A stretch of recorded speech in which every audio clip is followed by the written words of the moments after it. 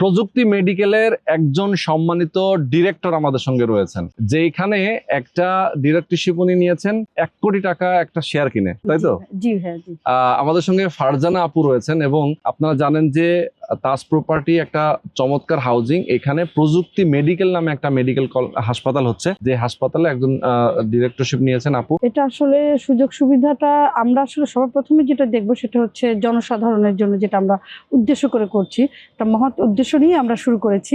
তো আমাদের ইচ্ছে হচ্ছে যে এখানে আশেপাশে খুব উন্নত মানের হাসপাতালটা নেই আসলে, যাতে আশেপাশের মানুষরা সুন্দর জীবন পায়। এত দূরে তাদেরকে যেতে হয় অ্যাম্বুলেন্সে করে, এটা অনেক সময় দেখে যে ইমার্জেন্সি যে রোগীগুলো থাকে তাদের জন্য এটা আসলে ভোগান্তি হয়ে যায়, শিশুদের জন্য, বৃদ্ধদের জন্য। সেজন্যই আমরা আসলে এটা উদ্দেশ্য করেই হাসপাতালটা কাজ হাত দিচ্ছি। আমরা হাসপাতালটা শুরু করে দিব, তখন আমাদের এখান থেকে যেই মেডিকেলের চিকিৎসার উপর যে ছোটখাটো আমরা এমন ভাবেই করব যাতে সব ধরনের মানুষ এখানে সুচিকিৎসাটা পায়।